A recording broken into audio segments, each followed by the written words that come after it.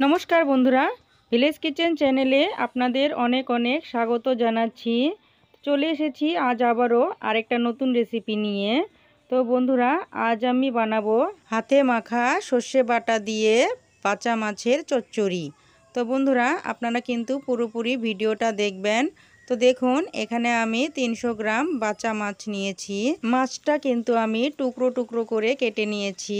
তো প্রথমে আমি মাছটা খুব ভালো করে ধুয়ে নিচ্ছি। তো মাছটা আমি 6-7 বার জল পাল্টে পাল্টে ধুয়ে নিচ্ছি। তো এখানে আমি একবারই দেখালাম। তো দেখুন, খুব ভালোভাবে কিন্তু পরিষ্কার করা হয়ে গেছে। মাছটা তো ধোয়া হয়ে গেল। তো এবার কিছু মশলা পেস্ট করে নিচ্ছি। তো প্রথমে আমি নিয়ে নিচ্ছি দুটো মাঝারি সাইজের পেঁয়াজের টুকরো, 7-8টা কাঁচা লঙ্কা, কিছু রসুনের কোয়া আর কিছু আদার টুকরো। মশলার মধ্যে শুধুমাত্র 1 চামচ গোটা জিরে দিয়ে দিলাম। এখানে আর কোনো রকম মশলা অ্যাড করব না। তো সামান্য একটু জল দিয়ে মশলাটা আমি খুব ভালো করে পেস্ট করে নিচ্ছি। তো মশলাটা আমি পেস্ট করে নিয়েছি। তো এবার আমি মাছটা খুব ভালো করে মেখে নেব। তো দিয়ে দিলাম স্বাদ মতো লবণ, 1 চামচ হলুদের গুঁড়ো, দুটো মাঝারি সাইজের পেঁয়াজ কুচি আর দিয়ে দিচ্ছি বেটে রাখা মশলাটা। তারপর এখানে দিয়ে দিচ্ছি কাঁচা সর্ষের তেল। তো এখানে 2 চামচের মতো কাঁচা সর্ষের তেল দিয়ে খুব ভালো করে মাছটা আমি মেখে নিচ্ছি।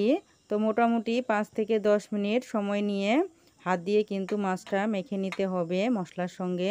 তো দেখুন, মাছটা আমি মেখে নিয়েছি। তো এবার ঢাকনা দিয়ে ঢেকে রেখে দেব মোটামুটি আধা ঘন্টার জন্যে।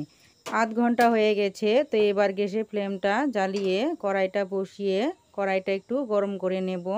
তো কড়াইটা গরম করে নিয়েছি। তো এবার পরিমাণ মতো সর্ষের তেল দিয়ে দিলাম।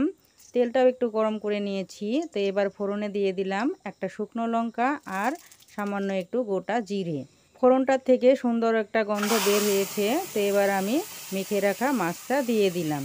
তো এবার একটু নেড়ে চেড়ে নেব, কিন্তু হালকা হাতে নাড়তে হবে যাতে মাছটা ভেঙে না যায়। তো নেড়ে চেড়ে নিয়েছি। তো এবার 10 মিনিটের জন্য ঢাকনা দিয়ে ঢেকে দিলাম, এতে মাছটা কষানো হয়ে যাবে। তো দেখুন, 10 মিনিট পর ঢাকনাটা খুলে দিচ্ছি, দিয়ে পরিমাণ মতো জল দিয়ে দিলাম। তো এখানে বেশি জল অ্যাড করতে হবে না, 1.5 গ্লাসের মতো জল অ্যাড করেছি। তো আবার ঢাকনা দিয়ে ঢেকে দিচ্ছি। মোটামুটি 15 মিনিটের জন্য ঢাকনা দিয়ে ঢেকে রেখেছিলাম। তো গ্যাসের ফ্লেমটাও কিন্তু লোতে রেখেছিলাম।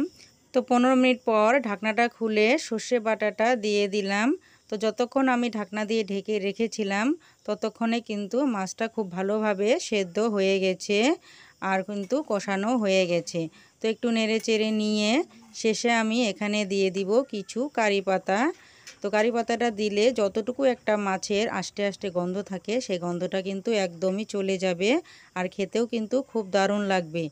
আর একদম শেষে দিয়ে দিলাম 1 চামচ কাঁচা সর্ষের তেল। বন্ধুরা, আমার রেসিপিটা বানানো কিন্তু শেষ। গ্যাসের ফ্লেমটা অফ করে দিয়ে একটা থালাতে সার্ভ করে নিচ্ছি। সর্ষে বাটা দিয়ে বাঁচা মাছের এই চচ্চড়ি গরম ভাতের সঙ্গে খেতে কিন্তু খুবই দারুণ লাগে। মাছের এই চচ্চড়িটা থাকলে পাতে আর কিছুই লাগবে না, এক থালা ভাত এমনিতেই অনায়াসে খেয়ে নেবেন। তো বন্ধুরা, এই রেসিপিটা আপনাদের কেমন লেগেছে অবশ্যই কিন্তু কমেন্টে জানাবেন। আর যারা আমার চ্যানেলে নতুন এসেছেন তাদেরকে অনুরোধ রইল চ্যানেলটি অবশ্যই সাবস্ক্রাইব করে নিন। আর হ্যাঁ, লাইক শেয়ার কমেন্ট করতে ভুলবেন না কিন্তু। ফিরে আসছি আরেকটা নতুন রেসিপি নিয়ে। আজকের মতো তাহলে রাখি, টাটা।